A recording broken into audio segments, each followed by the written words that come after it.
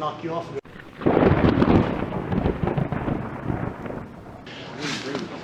All right, come on up here, Jared. All right. Jared or me? Jared. I need to show him this stuff. No, I can come up here. All right. So you see the little jaws down there? Yes.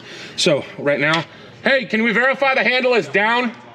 Okay, so with the handle down, those jaws are gonna be unlocked, which is gonna let us put that in and take it back out. So we're gonna take our chute, we're gonna push it up in here, and now that's engaged. Okay. All right, now, when it comes to packing, the first thing that we need to make sure is that our chute is not tangled up, because a tangled chute becomes a streamer, becomes an angry pilot. And an angry ground crew, because we'll have hot brakes and all sorts of other bad stuff. We got a push through. I just pushed it. Okay. Al's gonna get us all stretched out there. All right, now, the easiest way to make sure the chute is not tangled, you wanna come right down here where your risers and your suspension lines come together. And you guys see how there's kind of a natural flow to this, where it kind of separates itself? Everybody see that? Yep. Yeah, all right. So you wanna separate them into twos. And then what you wanna do is you wanna start walking down the line. And what I'll do is normally do it like this. And once you get about to here, get your feet inside and just walk them all the way out. And we should have a nice clean separation. Chute should lay nice and flat. Like that? With both sides separated, just like that. Now, if you do not see it like this, I'm not gonna tangle it right now, because untangling it is a pain in the ass, but essentially you'll have one of these strung over this side and it'll just look wrong. And when that happens, what you have to do is you have to start with the pilot chute, and you have to figure out which way you're gonna go, and you run that pilot chute back through the line that's tangled until you can get a good clean separation like this. So we shouldn't have a streamer issue with what I see here. This looks okay. So when you're doing a chute, you wanna have two people if you can, because you wanna have one person feeding you the chute and then you up there stuffing it. So we got plenty of hands today, so we'll get that part done. So I'll do the first one, and we'll have you guys watch, and then whoever wants to try it after me, we'll let you do that, and then we'll roll out and go see if you loaded a streamer or a good chute. So, all right, so who wants to be up here with me? I'll do it. All right. So that kind of D-ring just goes into that. Yeah, I guess let me show you that to start with. So watch your face. So you see the jaws in there? Yep. So just push that in there until it clicks and engages. And it's a pretty good shove. There you go. And then, yep, just give it a little tug like that. All right. So now once we have that done, what we're gonna do? Fold over. We're gonna fold it vertically. Okay. So there's two different ways to do it. There was a horizontal procedure, but the one we go with is the vertical procedure. So it's up and it's the same thing, but just on the back wall. Exactly, Okay. Exactly right. And it's all about how you do it. So what we wanna do is, we used to have a piece of tape that ran right about here. Maybe that was what that tape that was down there. No, it was white. Okay. That was probably just on the hanger somewhere down there. But so what I do is, if you put your hand where your pinky is flush with the door, okay, your index finger is going to be about where it needs to be. Okay. So you want to grab it here, and you're going to fold up like this. So we're going to grab here, we're going to fold up, and how you start the stuff is how you're going to finish it. So if you start loose, you're going to fight it the whole way. So you really want to start tight. Okay. So we put it up against that back wall. We make sure that it's nice and tight up against there. Just give it, work with it a little bit. Okay. That's good. So then we'll come back, grab in the same place again, and then we'll go just to the left of that. How does it stay there? Just with, it's tensile strength, basically. Oh, okay. Yeah. And the tighter you pack it, the more it's gonna stay there. I got it. I'll clear out of the way. And so if you see, I'll show you now, where I'm grabbing it here, you see how it perfectly fits? Okay. And so we're gonna keep doing that and layering it and accordioning it the whole way, never overlapping it, because that's where it'll tangle. So we grab again, come up, seat it, and I usually do 3 across and then start another row, then 3 across. So that was number 3. Hey, Will. Back here. If you get to a point, can you illuminate that real fast? Yeah. Just folding it back and forth. All the way. 2, 3.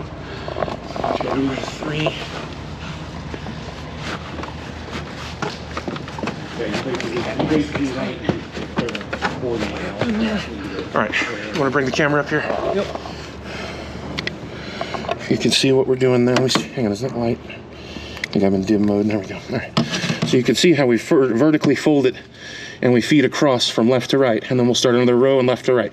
I know it looks like a mess in there, but I promise you this is what it's supposed to look like. Yep. Nice. Anybody else want to come up here and see this? Now, see, when you get one like that where it kind of falls back down, come back out until you get to where it didn't fall. Yep. And start again. So that fell, so we're gonna start there. Sure we're good. Go back. Now, if the guy feeding you the chute is your friend, and he likes you, he's gonna tell you how much further you have till you get to this. But my assistant doesn't like me very much, so. I mean, I was gonna tell you. You told me without telling me. You're supposed to be. Now, when you get to this point, and if you reach this point, Yep. and this fold is going to have these facing up, redo it until you get to where these are facing down. Gotcha. You do not want these facing up because, first, number one, it'll constantly try to fall back down, and it's a place where these can get tangled up. Okay. So we're pretty much perfect. So we'll get those in there. Now, when we reach this point, we really, really want to make sure that we're in there.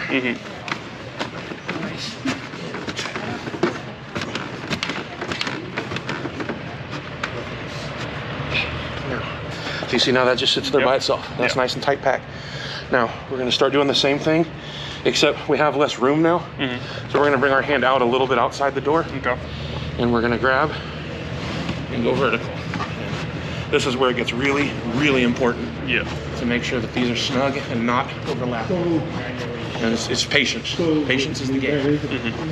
And the idea is just if you take your hand off of it and you feel them start to fall, you don't have it tight enough. So again, you see, it's just sitting there nice and pretty. And when I push, you'll notice I'm going bottom top. And that way, because sometimes you'll push on the bottom, the top will fall. Or if you push on the top, the bottom will kick out. And you just go back and forth till it's nice and flat. Got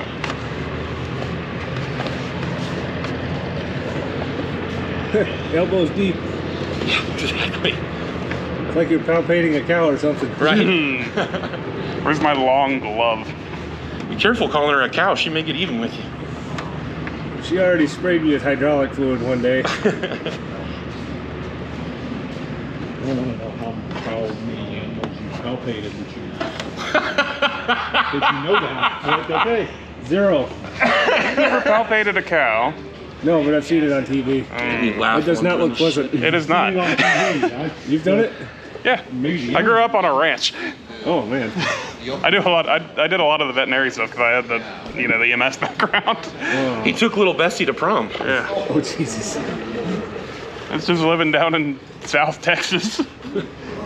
Where were you down there? Bay City. Okay, yeah. We did the air show there one year. Yeah, back when they actually did cool stuff at that airport.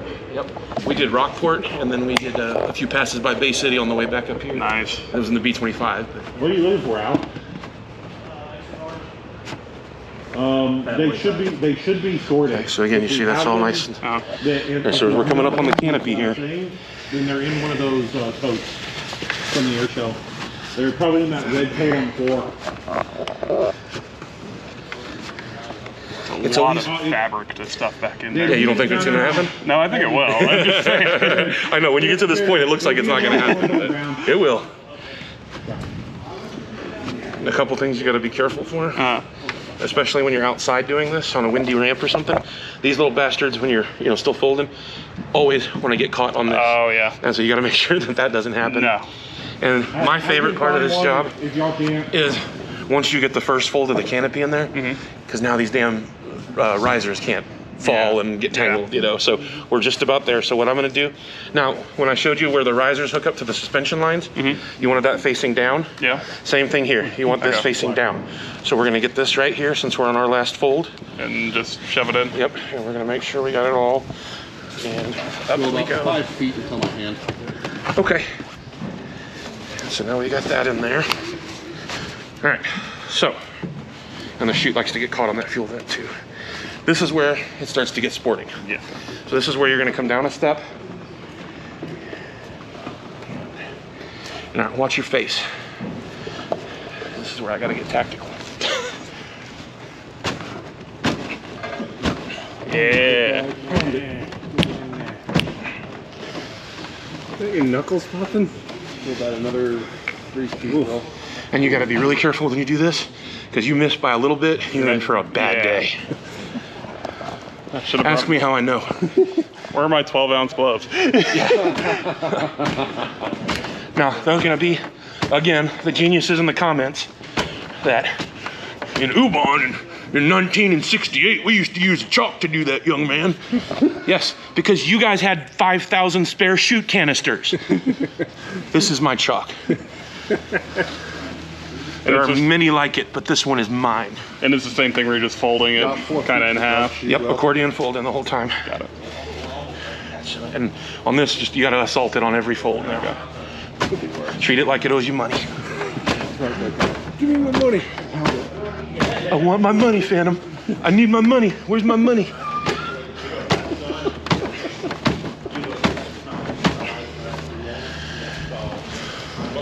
Very therapeutic, actually. I was gonna say. Yeah. Especially Shoot material. I could punch all day. especially with the week I've had. Here comes the drone. Okay.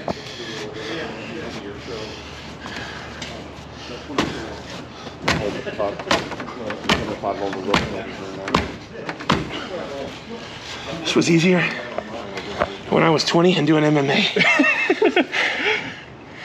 All right, so now we've got it to this point. Your elbow is your friend. We're gonna take our drogue chute. Okay. And we just do just kind of a loose wrap with that, nothing crazy. We want to make sure all of our canopy is inside the canister. Yep. All the way around. Okay.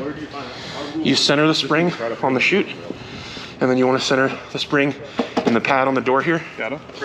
And you want to make sure none of this That's why I went ahead and gets caught. Okay. I'll work in it. So we're gonna fold it up like that. Start bringing the door down. Yeah. Nice and easy.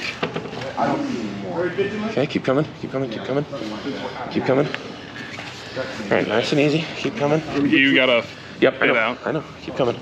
I'll tell you when to stop.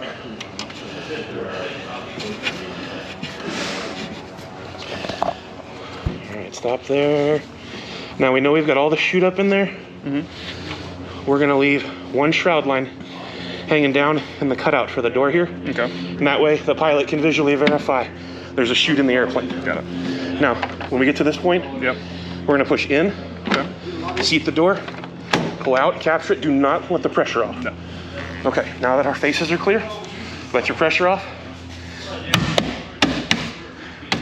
That's a good chute. Cool. All right, now let's back up. Oh, we get to deploy it. Yep. Yes. All right, whoever wants to go pull the handle.